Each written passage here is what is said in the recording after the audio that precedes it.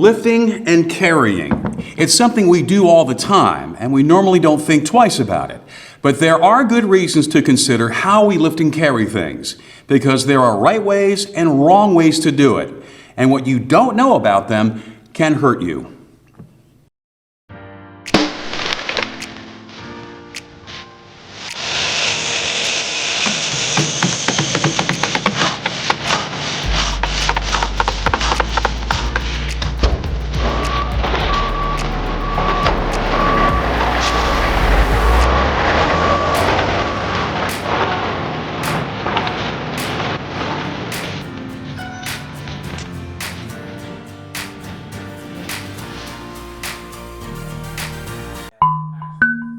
Did you know that your back does most of the work when you're lifting and carrying? It coordinates your motion and bears the weight. When everything's working correctly, your back does this easily, making its contribution out of sight and out of mind. The problems come when we ask our back to do too much or try to use it the wrong way. That is when we're reminded that our actions have consequences and bad lifts can do some damage. We've all experienced back pain at one time or another, and it probably resulted from lifting something incorrectly.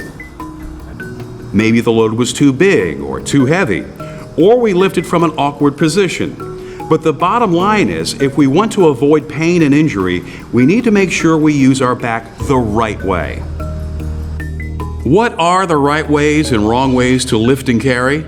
To answer those questions, we need to begin by taking a closer look at the back, its structure, and how it works.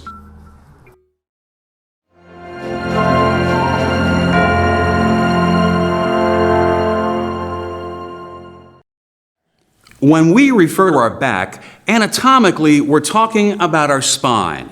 This is what gives our body structure and support. It allows us to move about freely and to bend flexibly.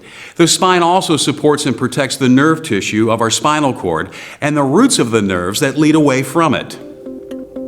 Although we often refer to our spine as the backbone, it actually consists of 33 smaller bones called vertebrae that are stacked on top of each other to create the spinal column.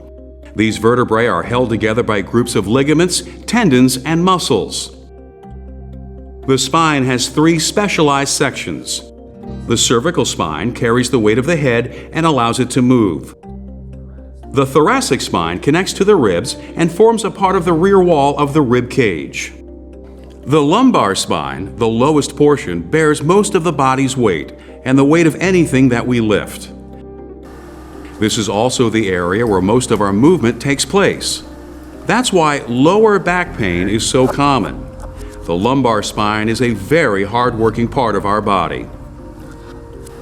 Strained muscles and sprained ligaments are the most common causes of back pain.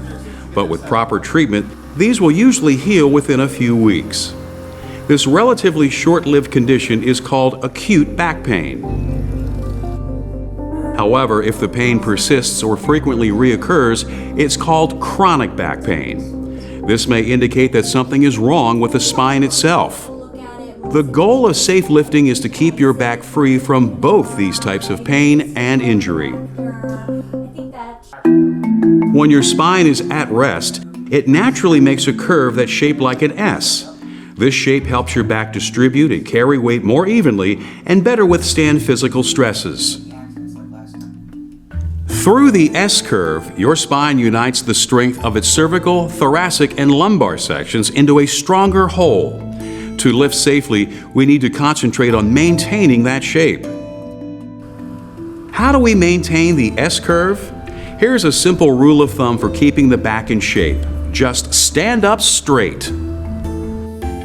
When we're walking, standing, or sitting up straight, our spine is in its strongest position.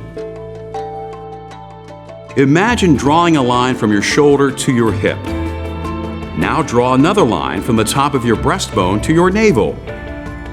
These 2 lines should be your guide. Keep them both straight, and you'll be keeping your spine right where it should be when you lift and carry. When we say keep your back straight, this is what we mean.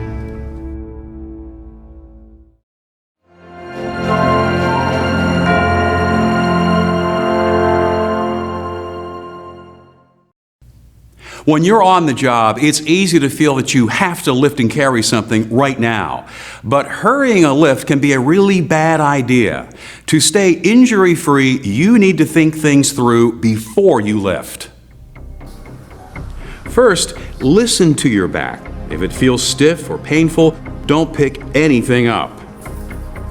A back that's hurting is a weaker back, which makes it more prone to trouble. Putting more stress on it will only make it worse. Also, it's easier to injure a back that has been injured before. Next, consider what you're wearing. Make sure nothing will get in the way or restrict the free motion of your arms and legs. Will your shoes provide the support, traction, and protection you'll need? Then take a good look at the object you want to lift. You have to be realistic about your capabilities. Ask yourself the following questions. Is it too heavy or too large for me to lift by myself? Is it hard to hold? Is it unbalanced or unstable? Will I be able to see where I'm going after I lift it? If you have doubts about any of the answers, you probably shouldn't make the lift alone. The goal here is safety, and sometimes safe lifting means not lifting by yourself. For instance, you may be able to pick up an awkward parcel, but if it gets out of control while you're carrying it, you're liable to drop it or hurt your back trying to recover. It's the same with carrying multiple objects at once. If they get loose, you can end up doing a juggling act. And that kind of sudden, unplanned motion is bad news for your spine. Speaking of awkward loads, how do you pick up a liquid? Sounds like a trick question, but it's not. We carry liquids all the time, but they can still pose special challenges. A half-full container can look harmless, but remember, when you lift it and move with it, the liquid will slosh around. You need to keep this in mind so the shifting balance doesn't take you by surprise. A 55-gallon drum doesn't have any handles, but since a full one can weigh hundreds of pounds, lifting it by yourself is pretty much out of the question. You'll need a specialized dolly or even a forklift for this job. A large jug of water may have a handle, but it can weigh more than 40 pounds. Should you lift it? That handle might encourage you to try and carry the jug with one hand. However, that would be a seriously unbalanced load and a back problem just waiting to happen. But imagine trying to use both hands on that handle. That would be a pretty awkward lift as well. Of course, if you pick up a jug with each hand, that's a balanced load. But now you're hefting more than 80 pounds. How will your back feel about that? Using a dolly or another type of cart would be a good approach in these situations. How about this challenge? Granular material in a bag, no handles. The container is flexible and can tear, and the load inside it can shift. How would you move this? In this case, a flatbed cart could be the best solution. You'll also need someone to stabilize the cart while you load it up. Thinking before you lift means that you take the time to recognize the lift's requirements, anticipate its difficulties, and plan accordingly. If the load's oversized or hard to handle, don't risk carrying it by yourself. Ask for help, or use a hand truck or dolly to give you an assist.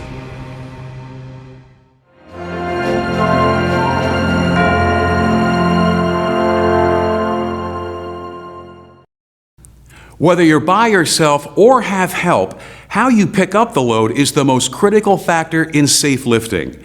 So remember this, if you set up to lift from an awkward position, you're setting yourself up for trouble. Do your lifting with a straight back. Do not lift when your body is bent over, turned, leaning to the side, or when it's hyperextended, reaching upward or forward. When you lift from an awkward position, you're flexing or twisting your spine and you're asking it to support the weight of the load, a bad combination, and a recipe for a backache if there ever was one. Take a load that's at waist level, such as on a counter. It's the simplest type of lift. First, position the object close to the edge. Grasp the object, keeping your arms close to your sides. Keep your back straight and step back. It can be tempting to simply reach forward and lift the object before you slide it closer to you, but don't do it. Even that small movement stresses your back and puts excessive weight on your spine. Always position an object as close to you as possible and then lift. It's much easier this way. Now let's look at a tougher kind of lifting, over your head. This classic awkward position is extremely stressful to your neck and lower back. So avoid reaching with your arms raised above your shoulders when you're lifting something up or taking it down. Instead of reaching up, use a sturdy ladder or mobile stairs to put yourself in a better position before making the lift. But the most dangerous lift is when you're handling an object that's below the waist. In fact, it's even possible to hurt your back just by bending over. You don't have to be lifting anything at all. When you bend at the waist, your spine becomes an unbalanced lever with the fulcrum at the lower two lumbar vertebrae, the main weight-bearing portion of your spine. This creates a 10-to-1 lifting ratio. So if your upper body weighs 100 pounds, bending at the waist puts approximately 1,000 pounds of pressure on your lower back. If you try to pick up a 50-pound object from this position, you're now putting 1,500 pounds of pressure on the weight-bearing portion of your spine, 1,000 pounds from your own body, and 500 pounds from the object you're lifting, because its weight gets multiplied by 10 also.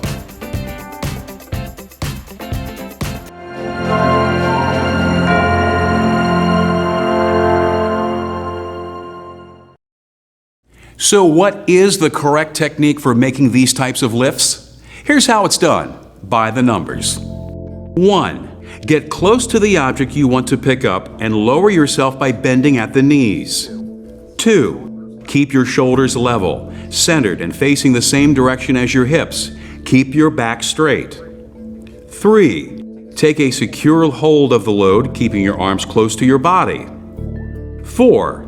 Lift slowly and steadily with your legs.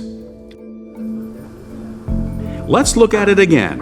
When lifting from below the waist, bend at the knees, keep your back straight, grip securely, and lift with your legs. Of course, picking something up safely is only the first part of the job.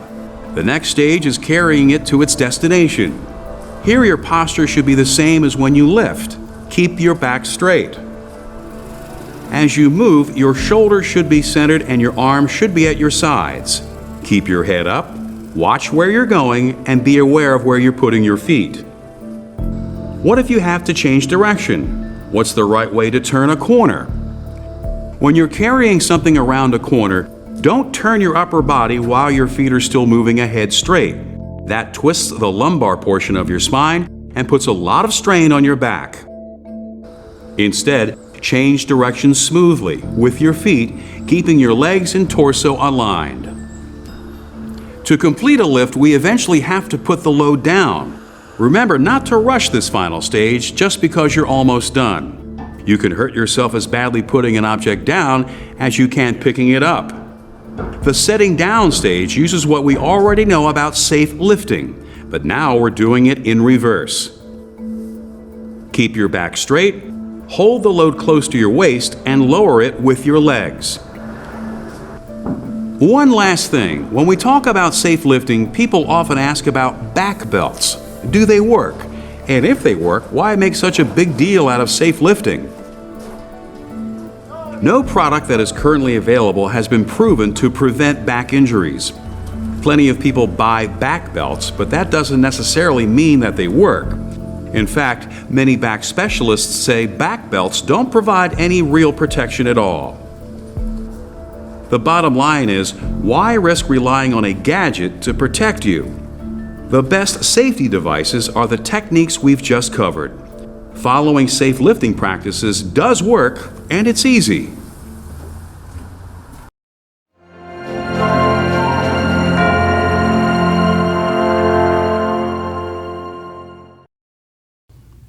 Moving an object to a new location safely also requires eliminating the guesswork from the process. Before you start a lift, you need to scope out your route. Find out what to expect and where, and proceed with caution. Make sure your path is unobstructed, nothing to bump into or trip over. Look for wet and slippery surfaces and avoid them too. Don't compromise your grip on the low by having to open doors single-handedly. Prop them open ahead of time or ask a coworker to run interference for you. Tripping or slipping on steps and stairs can ruin your whole day. Locate them before you begin and make sure they are free of objects and debris. Low light increases the risk of an accident too. Make sure the lights are on before you begin your trip. Where you put the load down is critical as well. Identify where you're going to land before you take off. Trying to improvise under pressure can lead to trouble. Safe lifting requires more than just muscle. You need to use your head to size up each lifting task, figure out the best way to get it done, and then carry it through to a successful and safe conclusion. Now let's review. Listen to your back. Don't lift if you're hurting. Think before you lift. Estimate the load's weight. Evaluate its shape and size. Does the container require special handling? Know how you're getting from point A to point B, and make sure the route doesn't include any surprises. Know your own limits. Ask for help or use a hand truck, dolly, or other equipment when necessary. Use correct technique. Keep your back straight. Bend at the knees.